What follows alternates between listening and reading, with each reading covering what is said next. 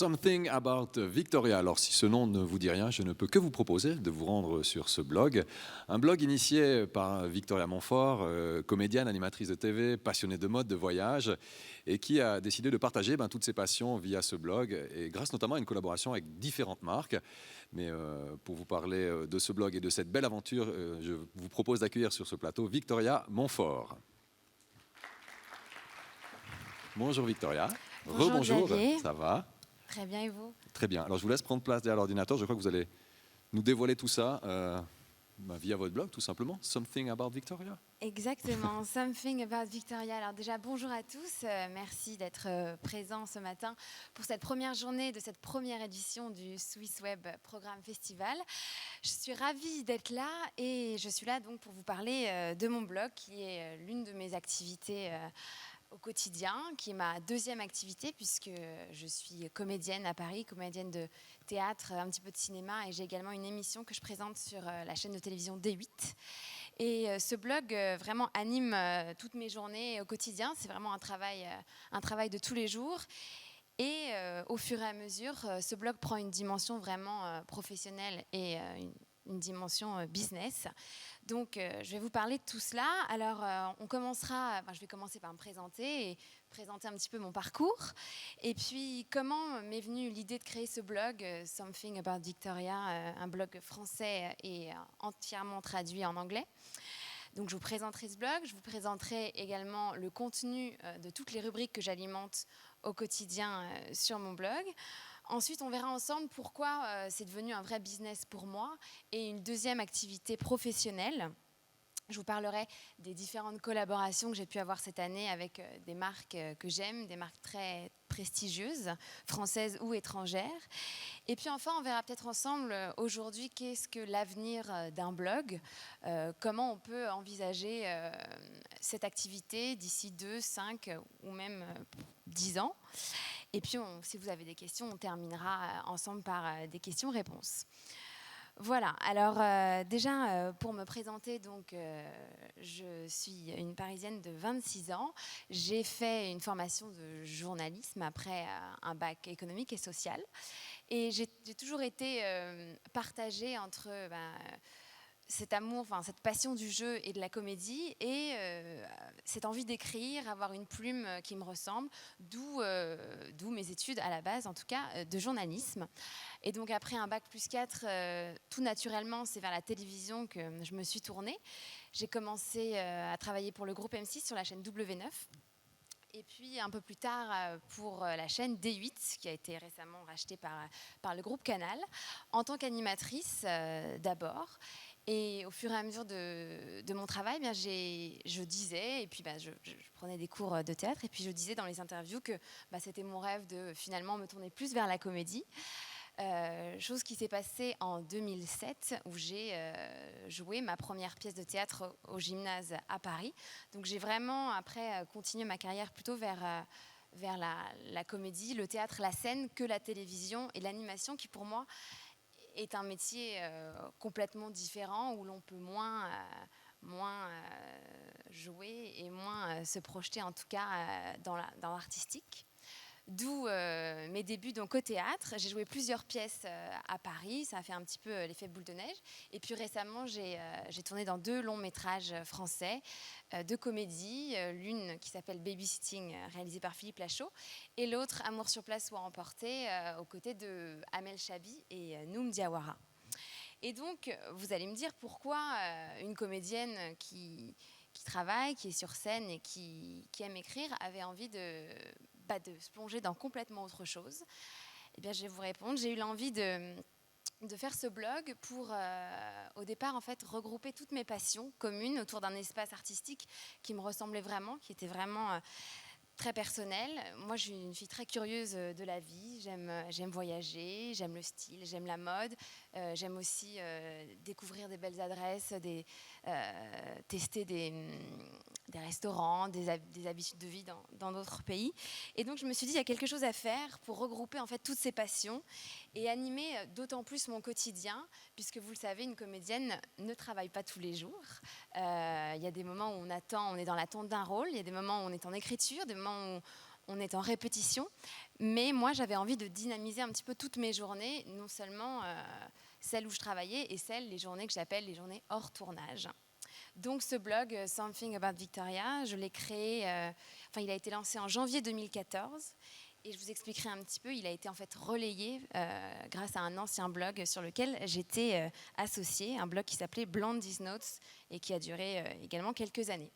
Alors donc pourquoi créer un blog? Donc je vous l'ai dit, regrouper toutes mes passions autour d'un espace artistique qui est vraiment, je suis à l'origine de cet espace et du coup je le renouvelle constamment. Il évolue aussi en fonction de mes envies et de mes projets.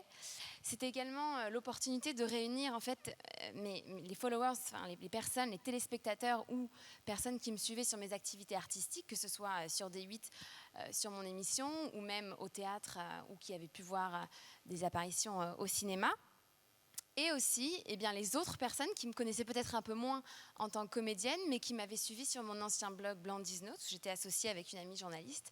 Du coup, c'était vraiment l'idée de regrouper ces deux types de followers qui étaient là pour peut-être des raisons différentes, mais en tout cas au sein d'un même espace. Alors, à partir du moment où on se dit ce blog n'est pas un loisir, il faut trouver une équipe pour que le blog devienne qualitatif. Donc, je me suis renseignée, j'ai contacté soit des maquilleurs ou coiffeurs qui travaillaient avec moi sur des chaînes de télévision, mais surtout des photographes qui ont accepté de travailler bénévolement au départ, qui après, au fur et à mesure du blog, trouveront aussi un intérêt financier. Mais au départ, c'était vraiment une confiance en moi et au projet. Et donc, une nouvelle fois, de dynamiser un petit peu mes journées hors plateau, hors tournage, tout en gardant une envie professionnelle et essayer d'en créer en tout cas un business. D'où l'importance de créer un blog bilingue pour moi. Ce n'est pas le cas de tous les blogs en France. Moi, dès le départ, j'ai la chance d'avoir un papa américain, donc je parle couramment anglais. Pour moi, c'était absolument pas un effort, mais une évidence de traduire tous mes posts en anglais pour essayer de séduire aussi le maximum de followers dans le monde entier. Donc, Something About Victoria, justement. Alors, je vais vous donner quelques chiffres. Actuellement, mon blog réunit entre 8 et 10 000 vues par jour. Un blog donc entièrement traduit au quotidien. C'est moi qui traduis tous les posts de ce blog.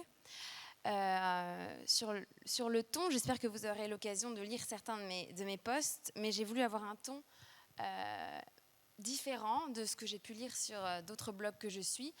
Utiliser beaucoup l'autodérision, parce que je suis consciente qu'une comédienne qui, entre guillemets, se met en scène en se faisant prendre en photo dans des beaux endroits et en portant des belles pièces qu'on me prête, c'était essentiel pour moi d'avoir un second degré et une autodérision pour que le blog soit d'autant plus sympathique. Tous mes posts sont relayés sur mes différents réseaux sociaux, évidemment.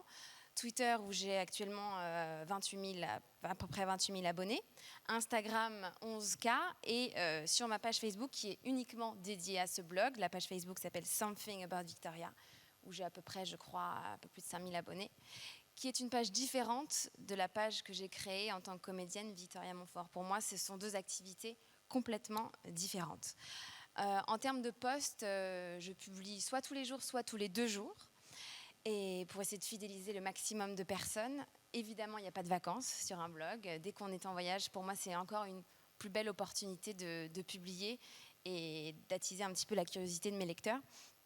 Et il est aussi important pour moi de relayer 2 fois par jour mes posts. Donc en général, je publie vers 6-7 heures du matin. Le post est programmé, évidemment. Je ne me réveille pas tous les jours à 5 heures. Mais je le relaie en tout cas vers 8-9 heures en Europe. Pourquoi je le publie si tôt? C'est pour toucher l'Asie. L'Asie, vers 6 heures du matin, on peut encore espérer avoir des lecteurs en Asie. Et il est également relayé à midi et à 18 heures pour toucher l'Amérique, la côte Est, puis ensuite la côte Ouest. Alors, pourquoi pas vous expliquer un petit peu ensemble toutes les rubriques que j'alimente donc sur le blog. Il y a d'abord la rubrique que j'ai appelée My Style. Alors là, donc toutes mes rubriques sont en anglais.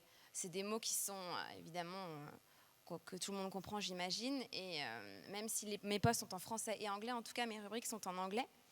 Donc, My Style, évidemment, là, on parle de mode, on parle de style. Donc, je titre chacun de mes posts et j'essaye d'avoir un titre fort et court qui parle à tout le monde. Donc, bon, là, je ne me suis pas vraiment posé de questions. J'ai fait un shooting Place de la Concorde, on va cliquer ensemble. Donc, que j'ai intitulé Place de la Concorde. À chaque fois, il y a à peu près 7 ou 8 photos, parfois un petit peu plus. Et quelques lignes. Pour moi, l'important sur un blog, je le sais, ce qui marque et ce qui plaît, c'est les photos et les vidéos. Donc, pas besoin d'écrire un roman pour décrire un petit peu ce look. 3 lignes suffisent. Donc là, oui, vous arrivez à lire, j'imagine, ce que j'ai pu écrire. À chaque fois, donc, traduit en anglais. C'est difficile aussi de traduire parfois un humour que j'essaye d'avoir dans mes textes en français, de le traduire en anglais. Du coup, parfois, les textes en anglais sont un petit peu moins drôles. Et donc là, voilà, c'est un exemple de look que j'ai fait récemment. Donc, évidemment, on parle de mode, mais pas que. J'essaye dans mes textes, en tout cas, de réunir aussi, de parler soit de mon actualité professionnelle, soit du dernier restaurant que j'ai fait ou du dernier voyage que j'ai fait pour essayer aussi de séduire un petit peu des hommes. Et puis en dessous, on arrive au post précédent et au next post. Par exemple, voilà, Hôtel Normandie, c'est un post que j'ai fait devant l'Hôtel Normandie Barrière à Deauville. Pareil, là c'est vraiment du style pur. Ensuite, on passe à une autre rubrique, la rubrique Acting. Alors là, c'est vraiment une rubrique qui est, je pense, unique sur les blogs, puisque là, je vais parler un petit peu, c'est les coulisses de ma carrière. Donc, je vais raconter ce qui se passe sur le plateau de D8 durant mon émission Voyage au bout de la nuit, ou par exemple, je vais vous parler donc de Blog à part, qui est un programme court que j'ai coécrit et qu'on a tourné. En fait, on a tourné un pilote à Paris. C'est un programme court qu'on est en train de proposer à D8, un programme court humoristique. Et donc là, j'ai raconté en fait tous les coulisses de ce pilote qui a été tourné à Paris juste avant l'été. Donc pour l'instant, le programme n'est pas acheté, mais les followers de mon blog ont pu connaître ce projet, voir des photos de toute l'équipe, les comédiens, le coiffeur, le photographe, le réalisateur, l'auteur, elle a un petit manteau bleu, c'est l'auteur de la pièce. Lui, c'est un comédien de la pièce. Voilà, un comédien du programme. Charlotte Gabris, que vous connaissez peut-être, une Suisse qui joue également dans ce programme court. Voilà, donc ça, c'est vraiment des photos assez exclusives qu'on peut découvrir sur le blog et nulle part ailleurs. Également, dans la rubrique Acting, je vous parlerai tout à l'heure d'une collaboration que j'ai pu faire avec Guerlain. Elle est également présente dans cette rubrique. Ensuite, la rubrique Travel, c'est assez simple. Dès que j'ai l'occasion de voyager, par exemple, chez vous en Suisse, cet été, j'ai été invitée au Gstaad Palace, donc j'ai fait un shooting à la piscine du Palace. Donc là, c'est un accord avec le Gstaad Palace, évidemment. Je fais quelques photos d'ambiance. Ça, c'est plutôt des RP, pas forcément des collaborations financières, mais en tout cas, dès que j'ai l'occasion de voyager, j'essaye d'alimenter mon blog pour gagner effectivement le plus de lecteurs et de followers, et pas seulement en France. Voilà, donc dernier look au paradis durant mon séjour en Suisse. Alors vous allez voir, moi je suis une amoureuse de la Suisse.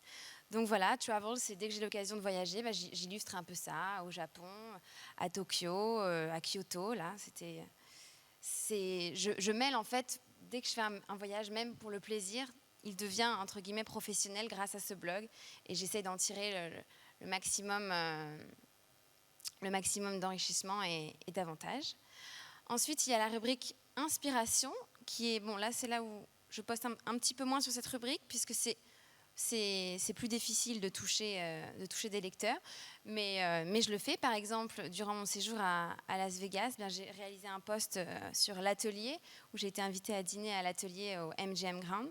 Là, on parle à la fois dans Inspiration, ça peut être un restaurant que j'ai trouvé, la décoration, j'ai trouvé jolie, intéressante, épurée. Du coup, j'en parle dans ma rubrique Inspiration, mais on peut aussi parler de nourriture. Donc là, c'est un peu comme un mood board, un mur d'inspiration que je mets sur cette rubrique.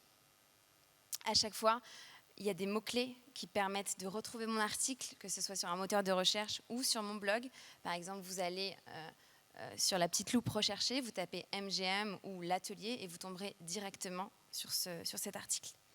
Ensuite, presse, bien, c'est un peu tous les articles de presse que j'ai pu avoir en France ou ailleurs sur le blog, uniquement sur le blog et pas sur ma carrière en tant que comédienne. Et là, boutique et wishlist, alors là, ce sont deux rubriques un petit peu différentes, où là, on touche vraiment plus le côté financier et l'affiliation. Par exemple, dans boutique, eh bien, je propose une petite sélection de pièces qui me plaisent, soit que j'ai, soit que j'aimerais avoir. Et en cliquant sur, par exemple, la paire de lunettes, eh bien, le lecteur peut être relié directement sur l'e-shop.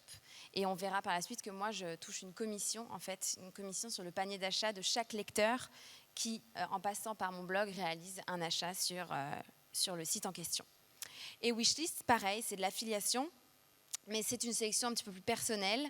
Par exemple, là, j'ai fait une sélection des maillots de bain que j'aimais pour l'été dernier. Pareil, c'est plutôt pour les filles, mais si Victoria, je vois qu'elle aime bien le maillot Victoria's Secret, je vais aller l'acheter sur le site. Pourquoi pas? Ça, c'est de l'affiliation pure, mais j'essaye de mettre un petit peu d'humour, par exemple. Bon, là, en l'occurrence, c'était pour fêter les soldes, donc il y a peu à dire. Mais là, voilà, giboulée d'envie pour Mars dévoilé ce matin, montre en bonbon, escarpin en léopard, hommage lourd à DiCaprio, enfin, parce que j'ai mis escarpin Léo, hommage lourd à DiCaprio. J'essaie de faire un peu d'humour, parfois ça passe, parfois non.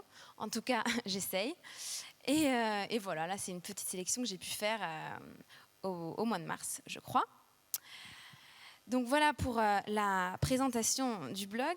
Et maintenant, on va voir ensemble pourquoi aujourd'hui ce blog est un deuxième business pour moi et une vraie activité professionnelle. Tout en reprenant les rubriques, puisqu'on va voir ensemble qu'il y a des dizaines et des dizaines de façons de se rémunérer sur un blog et de trouver des collaborations avec des marques. Tout d'abord, par exemple, quand on passe sur MyStyle. Alors, il y a donc sur mes looks, ce qu'on appelle des looks du street style. Donc là, on voit les photos qui défilent. La personne, en général, va jusqu'en bas du look pour voir qu'est-ce qu'elle portait. Ah, j'aime bien cette jupe ou j'aime bien ce sac. De quoi s'agit-il? Donc, on descend. Voilà. Alors, par exemple, Boots Ivy Kirzner. La personne clique sur le site. Elle veut s'acheter ses boots et moi, je vais toucher une commission sur le panier d'achat de cette personne. Si cette personne, voilà, on clique et elle se dit « Ah, finalement, les boots sont trop chers », mais elle trouve quelque chose qui lui plaît ou quelque chose auquel elle n'avait pas pensé, eh bien, quand même, la blogueuse touche une commission sur le panier d'achat de cette personne. Si, par exemple, elle voit ce post un mardi, bon, mardi, je n'achète rien, mais en fin de semaine, finalement, je me suis décidée. Eh bien, comme elle passe par ce lien, peu importe le jour du poste, je vais toucher une commission d'achat sur le panier d'achat de la lectrice. Ensuite, donc ça c'est une première forme de financement et de placement de produits. Je peux faire également un post dédié à une marque ou à une école ou par exemple annoncer des soldes privés pour une marque. Là, par exemple, je fais tout un article dédié à cette marque. Donc là, évidemment, c'est un budget plus important, mais c'est une autre façon de se financer. L'impact est plus important pour la marque. Du coup, là, il y a un budget plus important. Ensuite, je vais vous parler de l'affiliation dont on parlait tout à l'heure, par exemple, sur boutique. Moi, j'ai une affiliation avec un site qui s'appelle Reward Style, qui regroupe des centaines et des centaines de marques. Alors, les commissions vont entre 5 et 35%, donc en fonction, évidemment, de l'importance de la marque et si elle veut se faire connaître. Si elle veut se faire connaître et avoir un impact immense, eh bien, elle a tout intérêt à donner une commission de 35% à ses blogueuses, puisque nous, forcément, on a envie de poster davantage, eh bien, je ne sais pas, moi, une paire de chaussures où on peut toucher 35% d'une commission plutôt que 5% sur un collier. Évidemment, en fonction aussi du panier d'achat moyen. Une marque comme Topshop, on a un panier d'achat à peu près de 60 € ou 50 ou 60 €. La blogueuse touche 8%. un panier d'achat sur Net-à-Porter. En l'occurrence, j'ai une affiliation avec ce site Net-à-Porter. C'est un site multimarque de luxe, un petit peu comme Matches Fashion ou Louisa Via Roma ou Farfetch. Ça, c'est des sites qui sont énormément utilisés par les acheteurs. Là, on a un panier d'achat beaucoup plus important. On parle de 700 ou 800 euros. La commission d'une blogueuse est entre 10 et 12%. Donc, tout de suite, ça devient très important financièrement. Ensuite, un business sur le plan du voyage. Moi, c'est plus des RP. J'ai l'habitude de faire plus de RP avec par exemple, je travaille avec le groupe Accor. Alors là, il n'y a pas de budget, il n'y a pas de contrat financier, mais c'est un échange. Quand je me rends sur un événement en France ou à l'étranger, j'apprécie de séjourner dans un de ces hôtels. Je réalise un poste, soit sur une des jolies terrasses de l'hôtel, ou dans une chambre, ou au spa, pourquoi pas. Là, c'est plus un échange de bons procédés, mais c'est tout aussi intéressant pour le groupe, puisqu'il va avoir évidemment un article dédié en l'occurrence à l'hôtel Sofitel, que pour moi, j'ai la chance de pouvoir voyager donc dans ces beaux hôtels dès que je me rends sur un événement. Par exemple là, Bellagio, cet été, j'ai été invitée pendant quelques jours durant mon séjour en Californie au Bellagio à Las Vegas. Ça me semblait évident. Ils ne m'ont absolument rien demandé et je n'avais pas de contrat, donc je n'étais pas obligée. Mais ça me semblait évident et sympa de faire un post dans les jardins de l'hôtel même si l'hôtel, je pense, n'a pas vraiment besoin de com et de publicité, mais pour parler donc du Bellagio, photos taken at Bellagio Las Vegas. Et là, on reprend le même système d'affiliation. Ensuite, sur la beauté, qu'est-ce qu'on peut avoir comme business à faire sur la beauté ? Bon, je garde l'homme idéal by Guerlain pour un petit peu plus tard où je vous montrerai une petite vidéo à cette occasion. Mais par exemple, durant le festival de Cannes, il y a plusieurs événements auxquels j'ai été rattachée pendant cette période. En fait, j'ai été invitée sur une avant-première, mais je n'avais pas de film en compétition. Du coup, on le sait, quand une comédienne est invitée à Cannes et qu'elle n'a pas de film en compétition, il vaut mieux avoir des partenariats ou des collaborations pour essayer de vivre un festival beau et sympathique. Et donc là, moi, j'ai été reçue en fait par Dior, puisque j'ai signé un contrat avec Dior Beauté, qui m'a reçue donc dans leur suite uniquement pour ce qu'ils appellent une mise en beauté.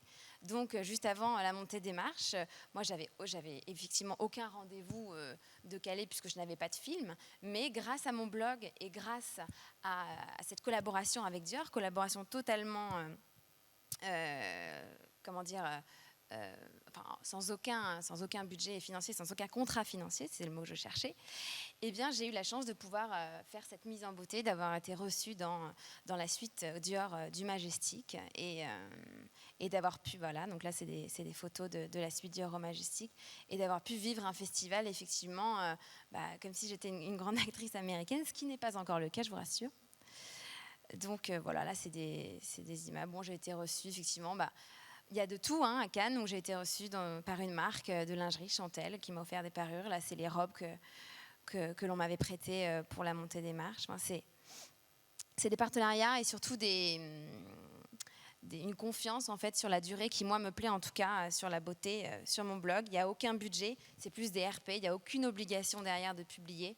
Mais moi, ça me semblait logique et sympa de faire un blog à cette occasion, de faire un post à cette occasion. Ensuite, je vais vous parler, par exemple, sur mon blog, il y a une rubrique, ici, qui s'appelle Favorite Shop. Alors là, j'ai listé avec mon webmaster tous les sites où j'aime bien me rendre, où j'aime me balader, où j'aime voir un peu les nouveautés qu'ils ont. Et si une lectrice ou un lecteur me dit « Ah moi aussi j'ai envie d'aller sur Assos », pareil, elle clique et moi on reparle donc de la commission de panier d'achat. Tout ça, ça me permet d'espérer toucher des commissions sur les paniers d'achat de mes lectrices. Et pour tout ça, pour tout ce qui est ce côté business, je ne suis pas seule. J'ai un agent qui s'occupe de moi, l'agence Talent Agency à Paris, qui me représente uniquement en tant que blogueuse et pas en tant que comédienne. Et Talent a décidé de faire une petite vidéo de présentation. Donc c'est entre guillemets pour me vendre, en tout cas pour vendre mon blog. C'est la vidéo qu'elle propose aux marques et aux clients. Donc je vous propose de la voir. C'est la première vidéo donc de cette conférence. Alors en ce moment, mon réseau social préféré, je pense que c'est Instagram, parce que c'est celui qui me permet d'annoncer un peu des previews de mes posts avec des photos, et puis aussi de raconter un peu de manière sympa les backstage d'une vie de blogueuse et de comédienne. Et les personnes à suivre absolument sur Instagram, je dirais, ça dépend de votre mood. Si vous voulez bader, angoisser, il faut suivre des mannequins et leur vie de rêve en voyage et au réveil le matin. Et puis sinon, en tant que blogueuse, pourquoi pas suivre des collègues, hein. Le principe du like for like et du follow for follow. Et moi, si je devais définir mon blog en quelques mots, je dirais que c'est le quotidien d'une comédienne parisienne qui est dingue de mode et qui assume ses vrais goûts de style et de la mode. Ma ville préférée, j'hésite entre New York et Los Angeles. Moi, je suis à moitié américaine, donc j'ai vraiment besoin d'aller très souvent aux États-Unis où vraiment je me sens très bien. Et puis l'étendue de LA et en même temps toutes les possibilités professionnelles me font vraiment rêver là-bas. À Paris, mon endroit préféré, je dirais que c'est un quartier. C'est le quartier Montorgueil, rue Montmartre, parce que c'est là où j'ai commencé au théâtre. Et puis après, je suis restée pendant presque 2 ans où j'y allais tous les soirs. Donc j'ai fait des dizaines et des dizaines de terrasses et j'ai des super souvenirs là-bas. Si je devais me décrire en 3 adjectifs, je dirais hyperactive, curieuse et aimante.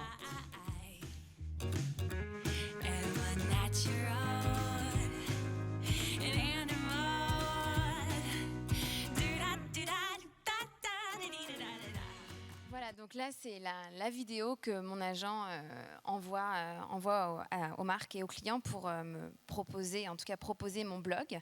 Et pour cela, je crois que c'est la commission pour l'agence est entre 20 et 30% donc de mes contrats financiers. Alors justement, à présent, on va parler donc des exemples de collaborations que j'ai pu faire sur le blog. Alors bon, je vous parlais du placement de produits purs donc sur un post. Donc là, on peut espérer un contrat financier. Sinon, il y a beaucoup d'autres choses que je trouve plus artistiques et forcément plus enrichissantes, aussi bien pour moi que pour le client. Par exemple, il y a la création d'une pièce, donc par exemple une collection capsule. Je pense à la création soit d'un sac ou d'un t-shirt ou d'une paire de lunettes. Donc là, je travaille en collaboration avec une styliste, puisque c'est absolument pas dans mes cordes. Et je donne un petit peu mes idées. Et en l'occurrence, moi, je vais avoir l'occasion de créer un maillot de bain pour une marque pour l'été prochain. Donc là, je vais travailler avec une styliste. Ce sera le maillot de bain Vic, le maillot de bain Something About Victoria. Et je trouve que c'est une façon différente et enrichissante de collaboration sur le blog. Mais il y a aussi, et moi c'est ce qui me plaît le plus, tout ce qui est production artistique en vidéo. Je vais vous montrer dans quelques instants une vidéo que j'ai pu faire pour Guerlain. On va la retrouver ensemble, donc je crois, voilà, c'était dans Beauty. En fait, Guerlain, avant l'été, a sorti un nouveau parfum homme qui s'appelait L'Homme Idéal. Et à cette occasion, ils ont demandé à Michel Gondry, donc grand cinéaste, de réaliser le film cinéma et le film télé.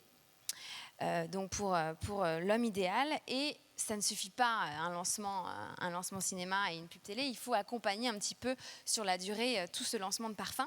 Et donc ils ont pensé à des influenceurs et des comédiens pour eux aussi participer à ce lancement et imaginer un petit peu des courts-métrages et des vidéos un petit peu teasing où qu'est-ce que c'était pour nous que l'homme idéal.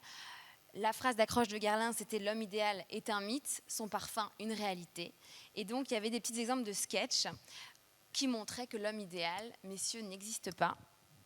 Et donc, c'est Michel Gondry, en fait, qui a eu cette idée, qui a pensé à des petits scénarios de courts-métrages. Et Guerlain m'a proposé d'en créer un, d'en réaliser un et d'y participer.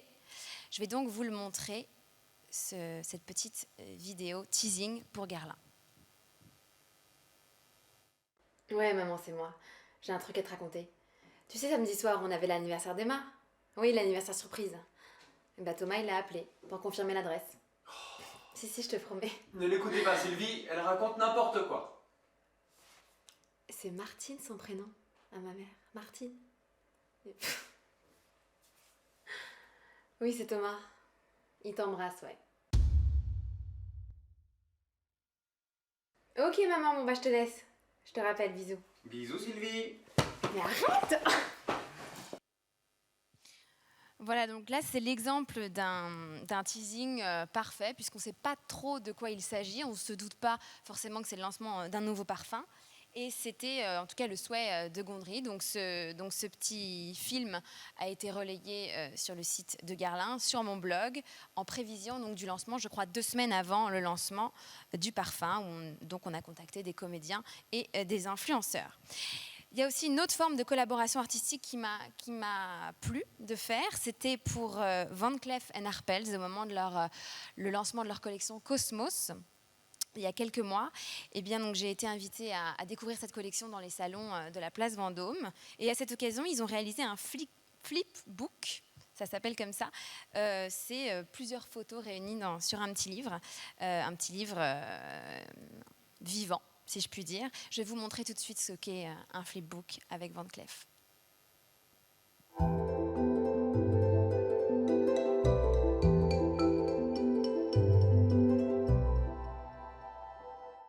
Voilà, ça dure, je crois, 6 secondes. Et en tout cas, c'est la façon dont travaille Van Cleef pour exposer un petit peu ses nouveautés et des bijoux, évidemment, somptueux. Il y a aussi une autre forme de collaboration, ce sont les jeux concours. Moi, c'est ce qui m'intéresse le moins, puisque c'est finalement ce qu'on retrouve sur beaucoup de blogs. Il y a peu d'investissement de la part de la blogueuse. Et puis, poster un tweet ou poster un Instagram annonçant un événement, annonçant des soldes, annonçant un concert, ça aussi, ça peut être une forme de rémunération, mais aussi un petit peu moins enrichissante pour moi. Et puis une dernière collaboration, pas forcément financière, ce sont les voyages qui sont organisés par certaines marques et qui nous permettent d'attiser notre curiosité, de découvrir des choses, des endroits ou des événements qu'on n'a pas forcément l'habitude de voir dans notre quotidien. Par exemple, la semaine prochaine, je me rends à Vérone, en Italie, invitée par une marque de lingerie. Alors au début, on se dit qu'est-ce qui va se passer ? Et finalement, en fait, ils organisent un ballet sur glace avec tous les champions. Je crois qu'il y aura même Stéphane Lambiel qui sera là. Tous les champions de patinage artistique. Et au lieu de porter des tenues, des costumes de patineurs et des tutus, eh bien, ils sont tous habillés par cette marque de lingerie Intimissimi, donc marque italienne. Je m'y rends la semaine prochaine et pour moi, c'est même mieux finalement qu'un contrat financier. C'est une chance et ça permet d'attiser aussi ma curiosité, moi qui suis folle de voyage. Alors, je vous propose de terminer avec cette rubrique, l'avenir du blog. Aujourd'hui, comment moi, en tout cas, j'imagine mon blog d'ici 1 an, 2 ans, 5 ans. Bien, mon souhait, déjà, c'est de développer d'autant plus la création artistique sur mon blog, poster plus de vidéos, créer plus de vidéos, de making-of, un petit peu même humoristiques. Pourquoi pas poster des extraits de films dans lesquels j'aurais tourné ou des extraits vidéo. C'est parfois difficile de poster en exclusivité ce que je fais, soit dans mes tournages cinéma ou en télévision. En tout cas, c'est mon souhait de vraiment pour séduire d'autant plus de monde et même aussi des hommes, puisque c'est vrai que j'ai quand même des rubriques qui sont très féminines. J'ai toujours aussi l'envie de développer le style de mes photos, un style toujours plus travaillé, plus qualitatif si possible dans des lieux évidemment inconnus, en tout cas sur lesquels je n'ai pas encore shooté, parce que la solution de facilité serait de shooter dans la rue en bas de chez moi tous les matins, mais c'est pas mon envie, en tout cas c'est pas comme ça que j'imagine la suite du blog. Pour cela, il faudrait aussi varier le style, varier les photos, donc varier les photographes pour pouvoir en engager un peu plus. Là, j'en ai 3 qui travaillent avec moi, mais qui sont devenus des amis. Donc, ils ont forcément des exigences un peu moindres que, je pense, des photographes professionnels. Et donc, finalement, peut-être créer une mini-entreprise, parce que quand j'aurai l'occasion d'être sur 2 semaines sur un tournage de cinéma, comment je vais pouvoir alimenter mon blog ? C'est une envie pour moi, c'est impossible de passer 2 semaines ou même 1 semaine sans rien poster sur mon blog. Donc il va falloir engager une équipe, peut-être même, pourquoi pas, créer une mini-entreprise. Et forcément continuer dans cet aspect business, mais ne jamais devenir vendu. Moi, j'ai toujours cette ligne de conduite, c'est que toutes les collaborations que je fais soient en rapport avec l'image du blog et mon image à moi. on parle aussi de mon image de comédienne et de personnalité. Donc, j'ai pas envie que cette image de blogueuse me nuise.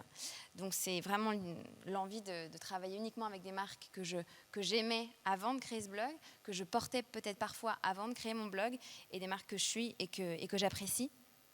Et puis surtout que ce blog soit en lien forcément avec ma première passion qui est la comédie, mais pas l'inverse. C'est-à-dire que pour moi, ma première passion, ma première activité reste mon travail de comédienne.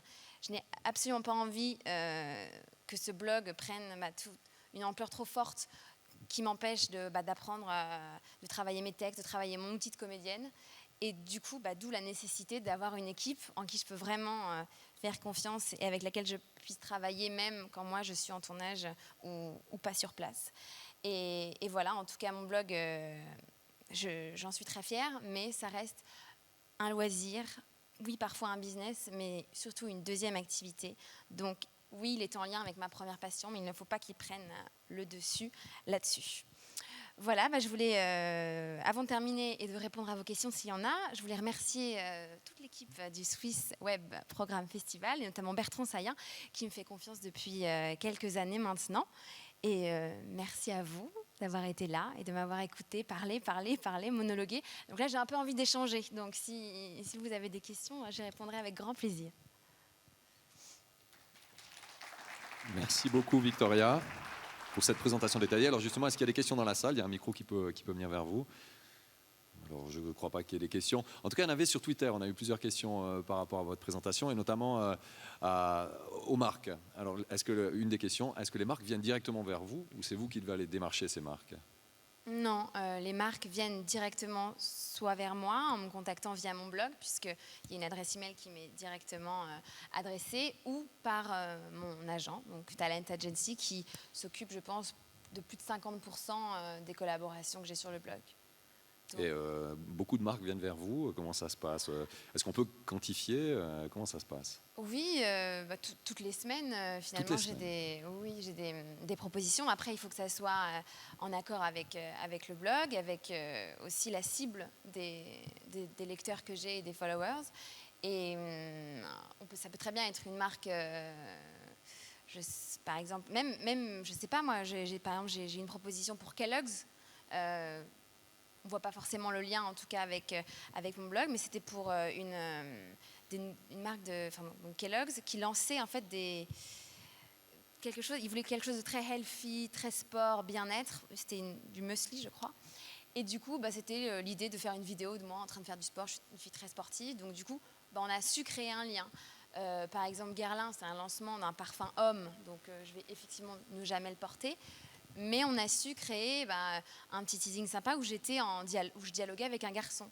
Donc il faut savoir trouver un point commun avec ce que je fais sur le blog, mais pour moi, il n'y a pas de limite en termes de marque et d'image de marque. Alors, autre réflexion via les réseaux sociaux, une réflexion intéressante par rapport notamment à l'interactivité et aux commentaires. Une personne nous dit qu'il y a peu de commentaires sur un blog, ça se passe plus sur les Instagram ou Twitter. Est-ce que ça signifie selon vous que le commentaire est mort? Voilà la réflexion de cet internaute. Moi, je pense qu'aujourd'hui... Ou est-ce qu'il a évolué avec ces outils? Il a évolué avec les réseaux sociaux, effectivement. C'est essentiel de publier sur le blog, mais ça ne sert à rien d'écrire des romans de 10, 15 lignes. Donc ça prend un temps fou, et surtout, c'est pas ce que les gens attendent. Les gens, en tout cas mes lecteurs, ils aiment les photos, les vidéos, et tous les relais sur Instagram et Twitter sont essentiels puisque c'est là où j'ai des réactions. Ils savent que je suis sur le téléphone, donc je peux répondre très vite, tandis que sur le blog, je dois me connecter. Effectivement, je pense que le commentaire sur le site a tendance à diminuer, mais augmente de jour en jour sur Instagram. Donc le commentaire n'est pas mort, mais il est différent. Alors, une dernière question qu'on a relevée sur Twitter. Comment est-ce qu'on trouve un bon nom pour un blog? Pas facile, ça. Non, c'est pas facile du tout. Je trouve que c'est intéressant qu'il y ait le prénom de la blogueuse dans... C'est assez courant, donc moi en l'occurrence Victoria. Et puis j'ai réfléchi avec un proche et on s'est dit mais il y avait ce film que moi j'adorais qui est aussi hyper second degré, Marie à tout prix. Le titre anglais c'est There's Something About Mary Et c'est devenu une expression. There's something about... Et moi, au début, je voulais l'appeler There's something about Victoria. Je trouvais ça un peu long, notamment à taper sur Facebook, sur Twitter. Du coup, c'est resté Something about Victoria. On sait que c'est Victoria Montfort qui est derrière, puisqu'il y a mon prénom.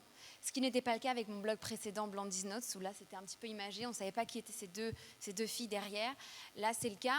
Ce qui me permet de réunir aussi les gens qui me suivent en tant que comédienne et animatrice, et pas forcément en tant que blogueuse. Très bien, alors merci pour ces informations. Et puis on vous souhaite plein succès pour la suite avec Something About Victoria. Merci beaucoup. Merci beaucoup. Merci à tous. Voilà, donc c'était la dernière conférence de cette matinée. Je vous propose de se retrouver tout à l'heure à 13h30 pour trois rendez-vous à ne pas rater, avec tout d'abord une table ronde qui traitera des marques et de leur présence sur le web. Donc on prend rendez-vous à 13h30. D'ici là, n'oubliez pas que vous pouvez toujours voter pour les productions en lice dans la compétition sur swisswebprogrammefestival.com. Voilà, à tout à l'heure et bon appétit. Merci beaucoup.